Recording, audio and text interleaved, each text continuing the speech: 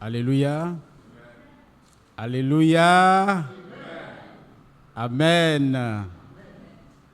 Je sais qu'on est dans la joie d'être dans la présence de l'Éternel. Amen. Je vous salue tous dans le beau et précieux nom de notre Seigneur Jésus-Christ. David pouvait dire, je suis dans la joie quand on me dit, allons dans la maison de l'Éternel.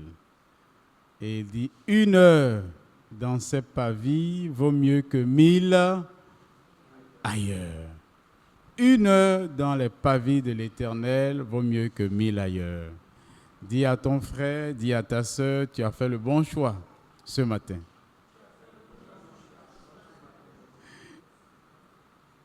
Amen. Alors, nous allons prendre nos Bibles dans Néhémie, le chapitre 8. Néhémie, chapitre 8, du verset 1 au verset 12. Et je vais vous prier de bien vouloir vous tenir debout. Ensemble, comme un seul homme, nous allons lire le texte. Avec vos Bibles, ensemble, nous allons nous tenir debout. Je demanderai à tout le monde de se tenir debout, à moins que vous soyez, vous ayez un problème de santé. Et ayez votre Bible en main. Ayez votre Bible. Nous allons lire Néhémie chapitre 8 du verset 1 au verset 12. Néhémie chapitre 8 du verset 1 au verset 12. Je vais demander à 2 personnes qui vont le lire, à une sœur et à un frère. Et quand ces 2 personnes vont finir de lire, le peuple entier, comme un seul homme, dira Amen. Amen. Amen. Nous allons demander donc à notre sœur de devant de lire la première partie, du verset 1 jusqu'au verset 6.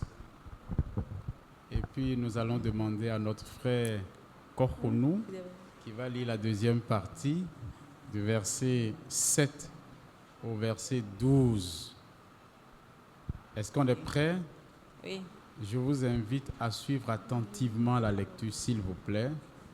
Donc, du verset 1 au verset 6 et du verset 7 au verset 12. Donc, notre sœur de devant et notre frère vont lire le texte.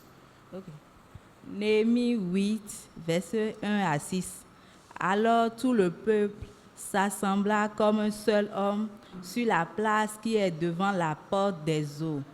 Ils dirent à Esdras, le scribe, d'apporter le livre de la loi de Moïse prescrite par l'Éternel à Israël.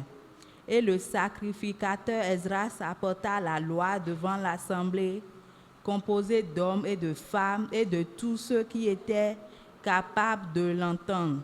C'était le premier jour du 7e mois. Esdras lut dans le livre depuis le matin jusqu'au milieu du jour, sur la place qui est devant la porte des eaux, en présence des hommes et des femmes et de ceux qui étaient capables de l'entendre. Tout le peuple fut attentif à la lecture du livre de la loi. Esdras le scribe était placé sur une estrade de bois dressée à cette occasion. Auprès de lui, à sa droite, se tenaient Matithia, Shema, Anaja, Uri, Ilkija et Maasera.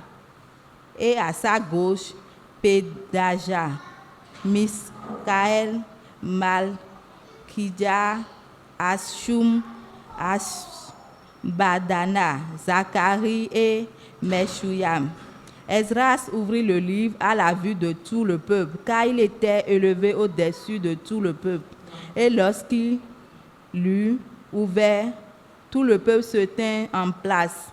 Esdras bénit l'Éternel, le grand Dieu, et tout le peuple répondit en levant les mains. Amen, Amen.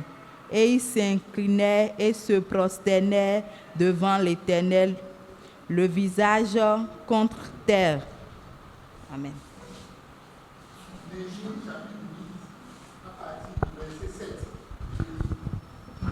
Josué, Bani, Chérébia, Yamé, Akoub, Shabetia, Hodia, Maseya, Kelita, Azaria, Yozabad, Hanan, Pelaya et les Lévites faisaient comprendre la loi au peuple, et le peuple restait debout. Ils lisaient distinctement dans le livre de la loi de Dieu, et ils en donnaient le sens pour faire comprendre ce qu'ils avaient lu. Néhémie, le gouverneur, Esdras, le sacrificateur scribe, et les Lévites qui enseignaient le peuple dirent à tout le peuple: ce jour est consacré à l'Éternel votre Dieu. Ne soyez pas dans le deuil et dans les pleurs, car tout le peuple pleurait en entendant les paroles de la loi. Esdras leur dit: allez, mangez des viandes grasses, buvez des liqueurs douces et envoyez des parts à ceux qui n'ont rien de près, car ce jour est consacré à notre Seigneur. Ne vous affligez pas, car la joie de l'Éternel est votre force. Les Lévites calmaient tout le peuple en disant: taisez-vous, car ce jour est saint. Ne vous affligez pas. Tout le peuple s'en alla pour manger et boire, pour envoyer des parts et pour se livrer à de grandes réjouissances, car ils avaient compris les paroles qu'on leur avait expliquées. Fin de la lecture. Est-ce qu'on peut dire ensemble Amen? Amen. Amen. Je vais demander à notre papa debout là-bas qui va prier, remettre le message entre les mains du Seigneur. Oui, oui. Vous allez prier et remettre le message entre les mains du Seigneur. Prions ensemble. Nous prions. Éternel Dieu Tout-Puissant, nous te disons merci. Merci infiniment pour ta parole. Merci pour la nourriture de ce matin que tu nous donnes. Nous prions, Éternel Dieu Tout-Puissant, afin que tu ouvres les cœurs, tu ouvres les entendements, afin que cette parole que tu nous as dite, Seigneur, soit ancrée dans nos cœurs et porte des fruits. Au nom de Jésus, nous prions. Amen. Amen. Veuillez vous asseoir. Merci beaucoup.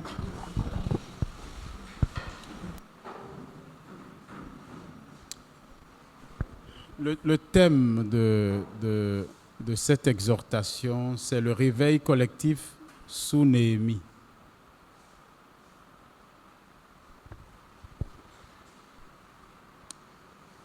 Un réveil basé sur la lecture de la parole de Dieu. Le réveil collectif.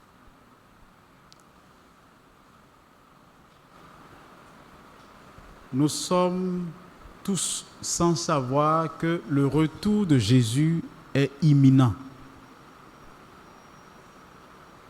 Et Jésus revient pour chercher des hommes et des femmes qui ont été transformés. Des hommes et des femmes rachetés par son sang et qui vivent la parole du Seigneur au quotidien. Mais il n'est pas rare de constater que aujourd'hui, plus on s'approche du retour de notre Seigneur,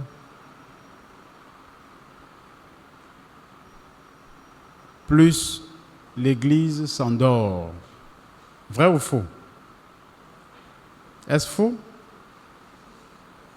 Je vous pose une question. Est-ce que c'est faux? C'est vrai?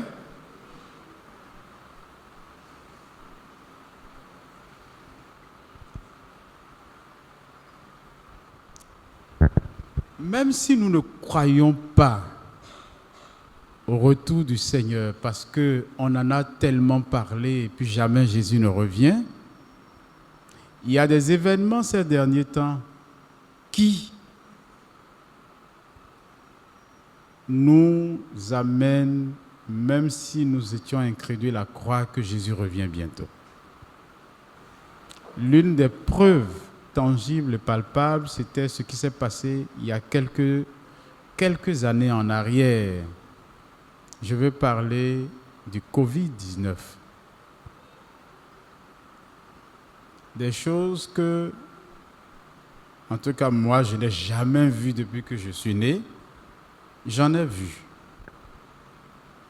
Toutes les églises étaient fermées, les lieux de culte en général étaient fermés, tout le monde était confiné dans les maisons, et puis on allait jusqu'à constater même que parce que tout le monde était confiné dans les maisons, c'était les animaux qui sortaient désormais et qui envahissaient les rues. Et il y a eu beaucoup de morts. C'est pour dire l'urgence de ce thème, de cette thématique qui est en train d'être développée depuis un certain temps au sein de cette église Parole de vie, le réveil. Jésus ne vient pas chercher une église endormie, mais Jésus revient chercher une église comment? Réveillée.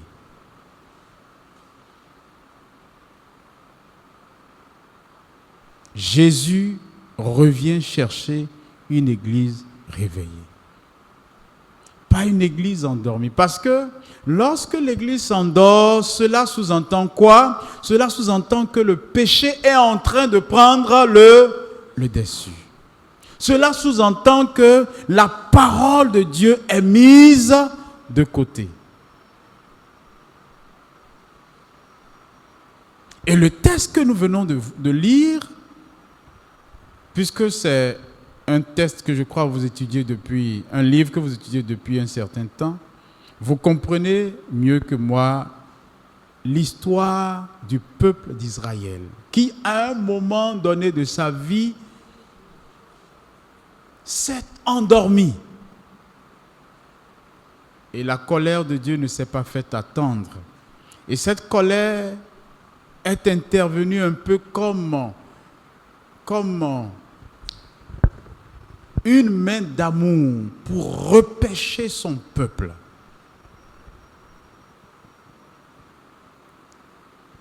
Dieu a envoyé son peuple en exil pour lui dire « Je t'aime ». Parce que l'exil devrait l'amener à se réveiller. Et après l'exil, le peuple est revenu de l'exil. Au chapitre 7, nous voyons tout le peuple, enfin une grande majorité du peuple qui rentrait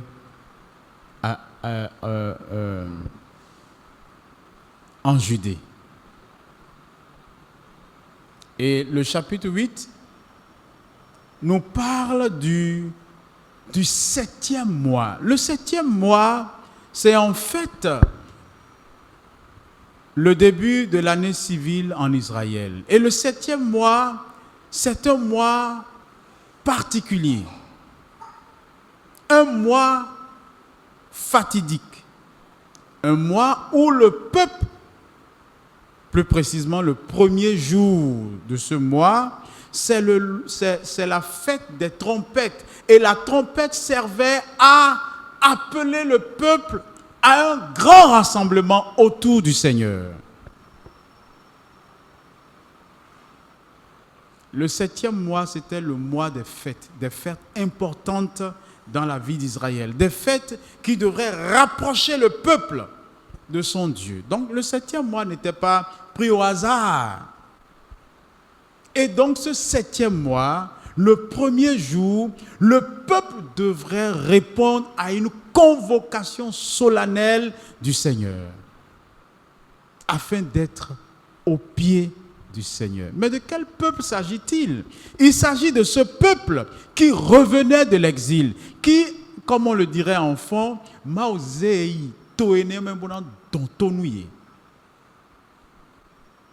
pour leur dire, revenez de votre mauvaise voie. Aujourd'hui, l'amour de Dieu pour nous, parce que nous sommes en train de dormir nous fait passer par des situations difficiles. Et parfois, nous pensons que parce que nous ne sommes pas avisés, nous n'avons pas un esprit sensible à ce que Dieu est en train de dire, on ne comprend pas toujours. On prend ces choses en mal.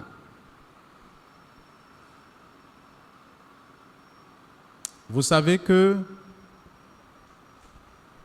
tout changement est toujours parti d'une crise. Quand il n'y a pas de crise, il n'y a pas de réveil. Et Dieu, pour produire ce réveil, a fait partir son peuple en exil pendant 70 ans. C'était dur, c'était difficile. Pour la première fois, Israël avait perdu son territoire. Pour la première fois, le temple a été détruit. Le temple qui était le symbole fort du peuple d'Israël, il a été détruit. La royauté a cessé. L'Israël n'avait jamais, depuis son existence, connu une telle situation. Mais le Seigneur a frappé fort pour dire à son peuple, réveillez-vous. Et le peuple revient donc de l'exil et le premier jour des trompettes, le jour de la convocation solennelle, vous voyez ici le peuple comme un seul homme va au pied du Seigneur à la porte des eaux. Je me suis dit, mais pourquoi la porte des eaux? Mais la porte des eaux, en réalité, c'est le lieu où pouvait se rassembler tout le monde. Parce que le temple était réservé à qui? Aux sacrificateurs, aux hommes religieux. Mais ici, le réveil ne concernait pas que les sacrificateurs. Tout le monde était appelé à retourner à Dieu. Tout le monde était appelé à la repentance.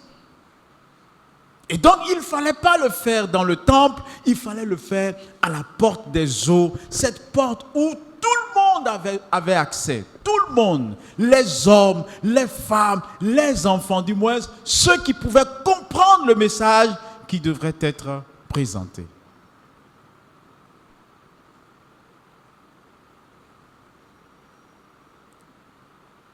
Le retour à Dieu. Le premier jour du 7e mois était le symbole du retour à Dieu. C'était le symbole d'une repentance profonde qui devrait naître dans la vie du peuple d'Israël.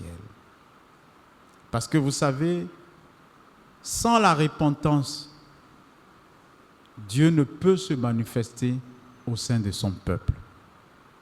La repentance. Et ce matin, comme ce peuple, Dieu nous appelle à revenir vers lui. Dieu nous appelle, vous et moi, à une repentance profonde et sincère. Mais cette repentance se fait autour de quoi? L'histoire nous dit, le sacrificateur Esdras apporta la loi devant l'assemblée composée d'hommes et de femmes et de tous ceux qui étaient capables de l'entendre. C'était le premier jour du 7e mois. Esdras lut dans le livre depuis le matin jusqu'au milieu du jour, sur la place qui est devant la porte des eaux, en présence des hommes et des femmes et de ceux qui étaient capables de l'entendre. Et tout le peuple fut attentif à la lecture du livre de la loi. Esdras le scribe était placé, etc.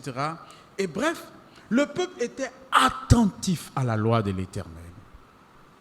Pour qu'il y ait un profond réveil, il faut un retour à quoi?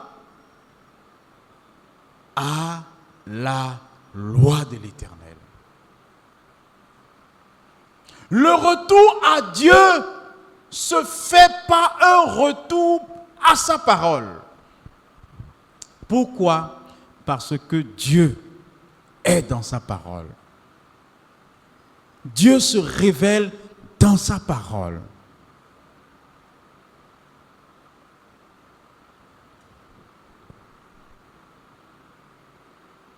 Et sans la parole de Dieu, il n'y a pas de réveil. Et la preuve est que lorsque ce livre a commencé par être lu, et ce qui me frappe dans ce texte, c'est la durée de la lecture du texte.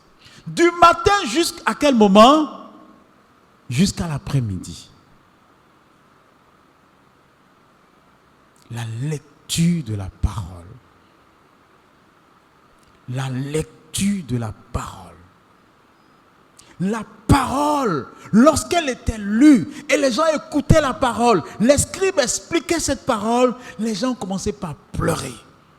Les Israélites, les hommes, les femmes, ceux qui étaient là, qui pouvaient comprendre, les enfants qui étaient en âge de comprendre le message, ils se sont mis à pleurer.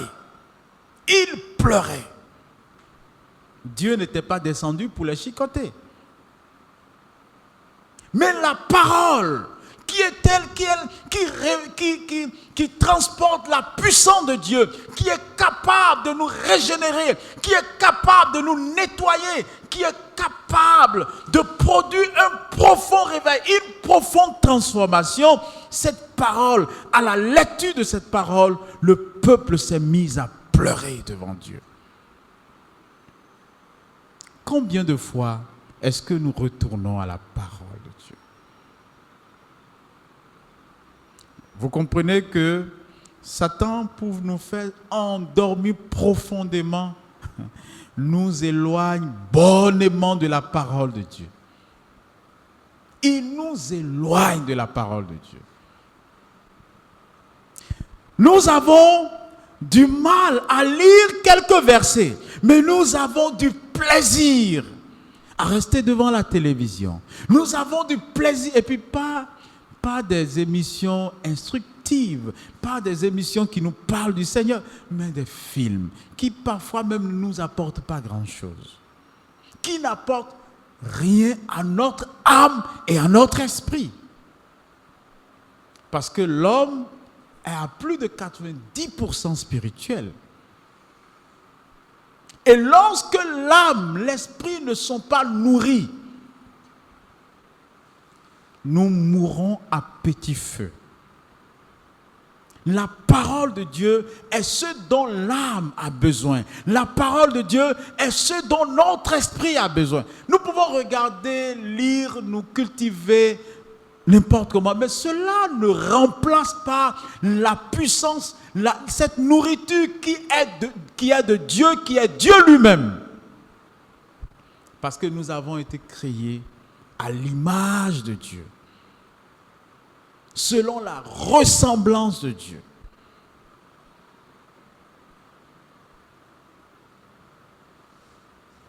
Nous devons retourner à la parole de Dieu. Et cette parole nous fera du bien. Elle va redonner la vie à nos os, à notre âme. Mais sans la parole de Dieu, nous mourrons. Et ici, le peuple méditait, lisait la parole de Dieu pendant des heures. Des heures. Et je retiens que l'élément moteur du réveil reste la parole de Dieu. La parole de Dieu qui nous fait du bien. La parole de Dieu qui nous transforme, qui nous fait changer de mentalité. Paul dit, soyez transformés par le renouvellement de votre intelligence. Et cette transformation n'est possible que par la parole du Seigneur.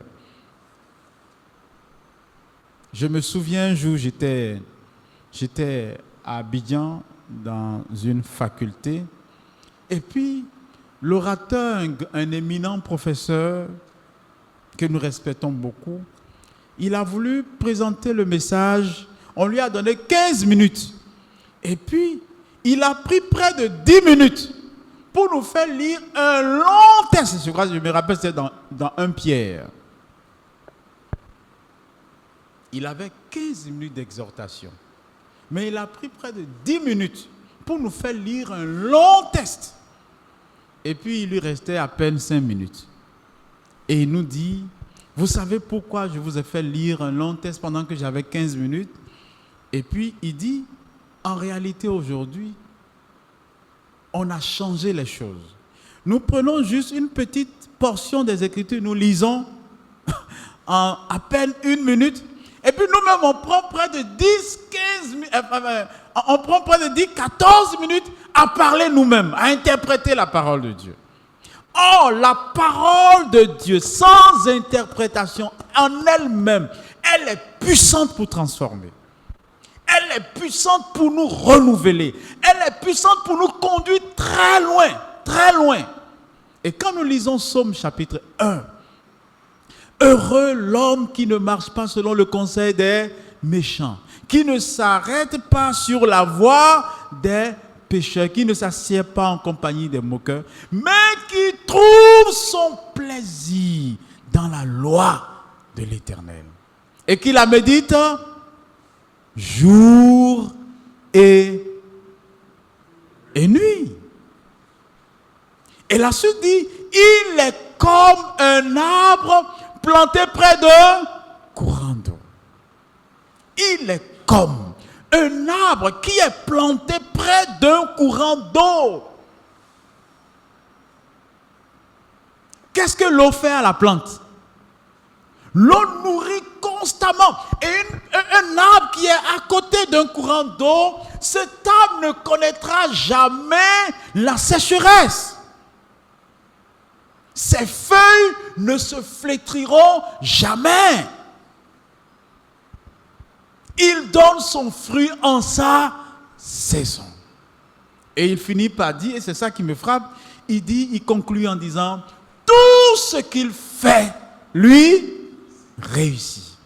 Tout ce qu'il fait, lui, réussit. Mes frères, mes sœurs, pourquoi sommes-nous sur cette terre? Est-ce pour échouer? Pour réussir, n'est-ce pas? Mais le secret de la réussite se trouve être la parole de Dieu. Je suis souvent fasciné quand je lis Josué, le chapitre 1. Voilà ce Josué qui, le grand Moïse est mort, il a un grand peuple, un peuple têtu devant lui, qui doit traverser un fleuve pour se retrouver dans le pays promis dont ils ont entendu parler pendant des années, plus de 40 ans, et ils n'ont jamais accédé à ce pays promis. Et lui doit conduire ce peuple têtu dans ce pays promis. Et non seulement ce pays promis était rempli des hommes géants, mais Dieu va lui dire, Josué, voilà le seul secret pour réussir. Que ce livre de la loi ne s'éloigne point de ta bouche. Médite-le jour et nuit pour agir fidèlement selon tout ce qui y est écrit. Jour et nuit. Oh, mais l'ennemi nous a bien eu, n'est-ce pas? Il sait que si nous nous abreuvons jour et nuit de la parole du Seigneur, nous serons invincibles. Nous irons très loin. Et là, il fait tout pour nous en éloigner. Même lorsque la Bible se trouve, ceci-là, il n'est pas à 100% mauvais, hein, mais il est en même temps dangereux. Il n'est pas à 100% mauvais. Mais il est en même temps dangereux. Et même lorsqu'on a la Bible ici, si on ne sait pas faire, on est tellement distrait. C'est pourquoi la Bible physique, elle a toujours son sens, toujours sa valeur. La méditation de la parole de Dieu. Et dans Jérémie, je crois le chapitre 17, le verset 7, il est dit, béni soit l'homme qui met sa confiance en l'Éternel et dont l'Éternel est l'espérance. Et la suite, le verset 8, il dit, même dans les moments de sécheresse, il ne connaît pas la chaleur. Si quelqu'un est dans Jérémie 17, quelqu'un peut nous lire ça rapidement? Jérémie chapitre 17, à partir du verset 7. Si quelqu'un est là, il le lit très rapidement. Jérémie 17, à partir du verset 7. Jérémie chapitre 17, à partir du verset 7. Oui. Oui.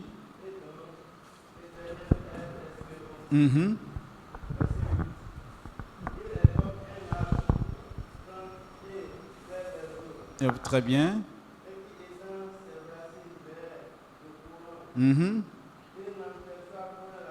Amen.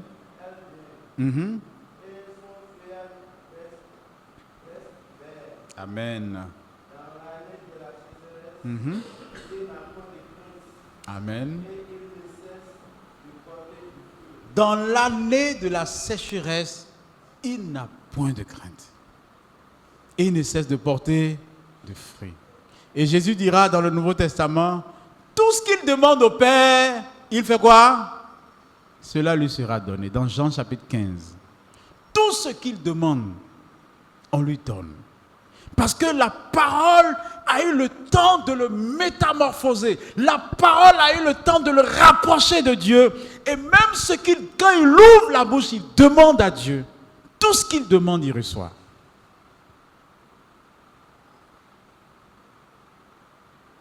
Est-ce que la Bible n'est-elle pas la solution à notre aspiration ou à nos désirs les plus chers? Toujours dans le texte, j'ai noté également que pour qu'il y ait un réveil, il faut un guide.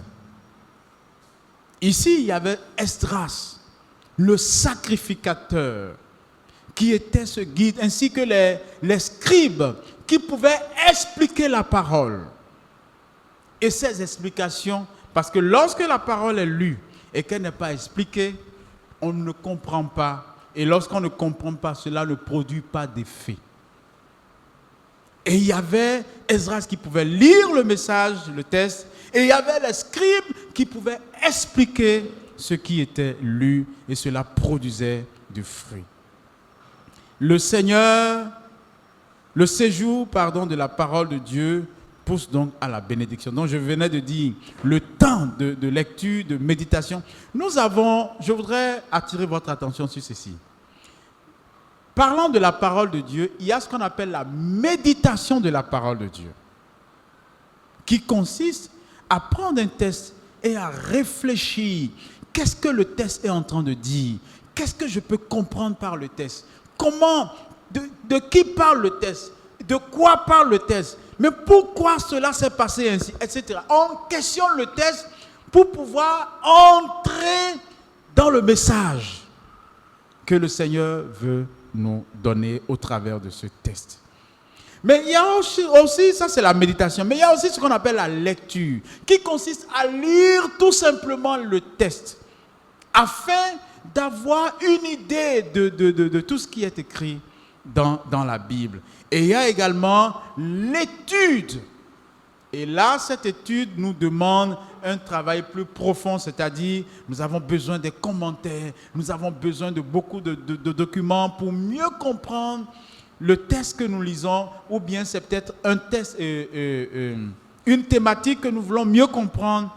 Et là, voilà les trois éléments qui sont indispensables pour nous. La méditation, elle est indispensable. La lecture, elle est indispensable parce que lorsque nous lisons toute la Bible, nous comprenons Dieu, nous connaissons l'histoire biblique. L'étude également, elle est indispensable pour que nous soyons enracinés.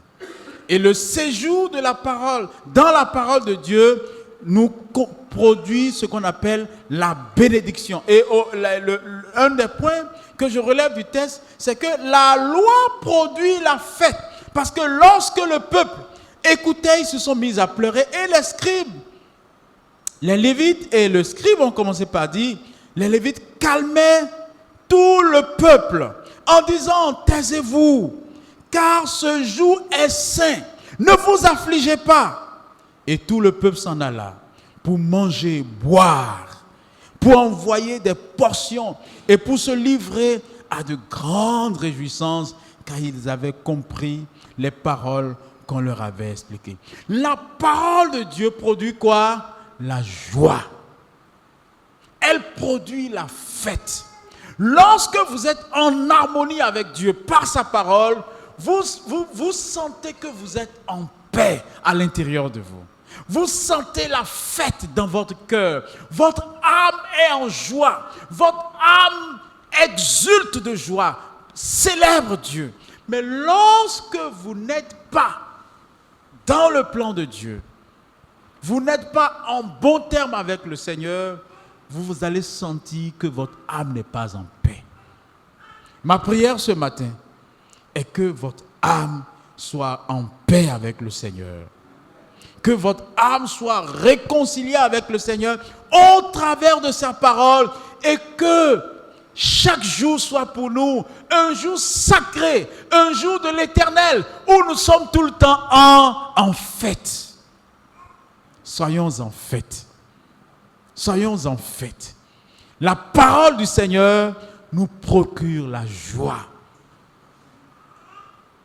Après la repentance qui nous fait pleurer, nous devons passer à des moments de paix, des moments de joie. Parce que au ciel, là où nous irons vivre éternellement, là-bas, ce sera des moments de fête et non de deuil. Et non de deuil. C'est pour cela que les scribes et les lévites pouvaient appeler le peuple à ne pas être dans le deuil. Que le Seigneur nous sorte du deuil. Parce que le deuil ne nous fait pas du bien. Le deuil, c'est le type de la mort, de ce qui ne va pas. Par contre, la fête nous produit en nous la paix. Que le Seigneur bénisse sa parole et qu'il nous donne la grâce de nous approcher de lui, de sa parole. Que nous puissions avoir du plaisir à méditer la parole de l'Éternel jour et nuit. Ayons du plaisir dans la loi de l'Éternel. Chers frères et sœurs, si nous avons tout oublié de ce message, retenons ceci. Nous devons travailler, vous et moi, nous devons travailler à un retour profond à la parole de l'Éternel. Et ce retour consiste à méditer jour et nuit la parole de Dieu. Parce que sans la parole de Dieu, nous serons, on dit, l'église en Afrique est une église grande. Il y a beaucoup de chrétiens en Afrique. Mais la foi chrétienne, elle est faible. C'est-à-dire la profondeur n'y est pas. La profondeur n'y est pas. Parce qu'on ne s'abreuve pas. On ne s'abreuve pas. On ne s'abreuve pas de la parole de Dieu. On est spirituellement faible. Baissons la tête. Fermons les yeux. Et que chacun parle au Seigneur. Ton âme a besoin de la parole. Ton âme a besoin de la parole. Nos âmes ont soif de la parole. Parce que la nourriture de nos âmes, c'est la parole de Dieu. Nos âmes n'ont pas faim de la nourriture physique. Nos âmes n'ont pas faim de ce que nous voyons physiquement. Mais nos âmes ont soif de la parole éternelle de Dieu. Nos âmes ont soif de la parole de Dieu. Ton âme a soif de la parole. Mon âme a soif de la parole. Est-ce que nous pouvons demander au Saint-Esprit, oh, fais-nous la grâce d'un retour total à ta parole.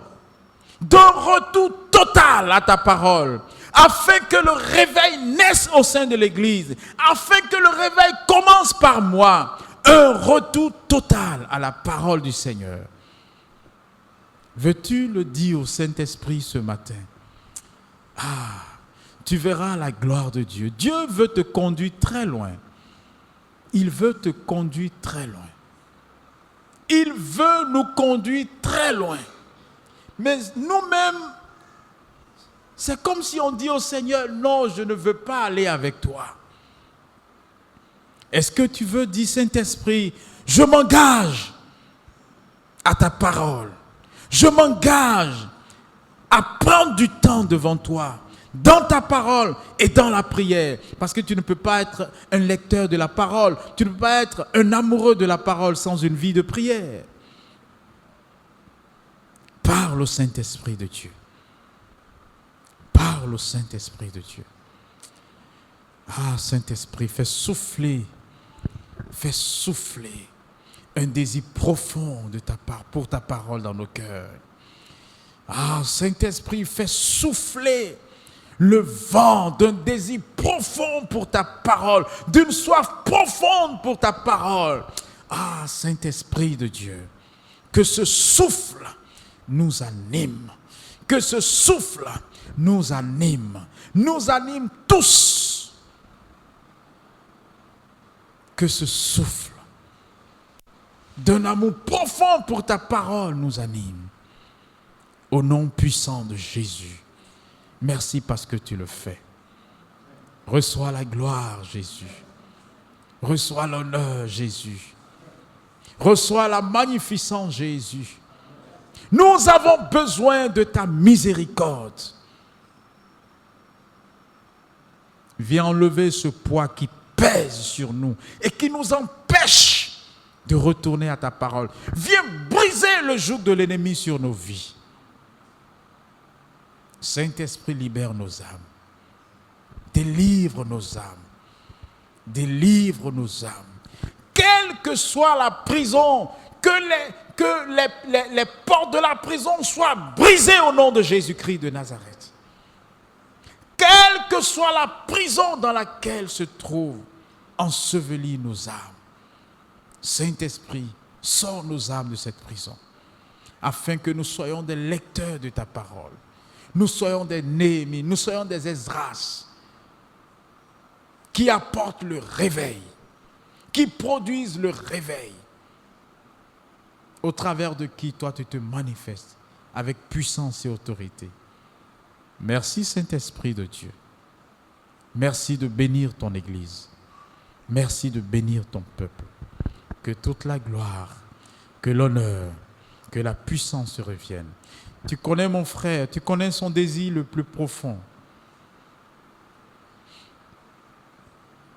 Tu sais ce qu'il te demande, Seigneur. Tu sais ce dont ton enfant a besoin. Je viens devant ton trône demander ta grâce sur la vie de mon frère, sur la vie de ma sœur, ici présent. S'il y avait quelqu'un qui était malade, d'une maladie qui le dérange, je prie au nom de Jésus, le ressuscité d'entre les morts, celui qui a vaincu la mort à la croix, celui qui a porté nos morts à la croix. Je prie au nom de Jésus que la maladie parte de son corps au nom de Jésus-Christ. Je commande maintenant la guérison dans le nom de Jésus. Reçois la vie de Jésus. Reçois la vie de Jésus. Par la foi, reçois cette vie abondante au nom de Jésus de Nazareth.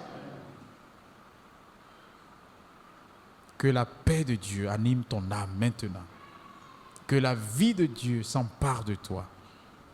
Et que toute la gloire revienne à notre Seigneur Jésus-Christ. Et que cette semaine soit une semaine de gloire, une semaine de grâce, une semaine de victoire, une semaine de louange à l'Éternel, parce que l'Éternel a fait de grandes choses. Une semaine de retour à la parole du Seigneur, une semaine de profonde repentance. Merci Saint-Esprit parce que tu le fais. À toi la gloire, à toi l'honneur. Au nom de Jésus, nous avons prié. Amen. Est-ce qu'on peut acclamer très fort le Seigneur Jésus?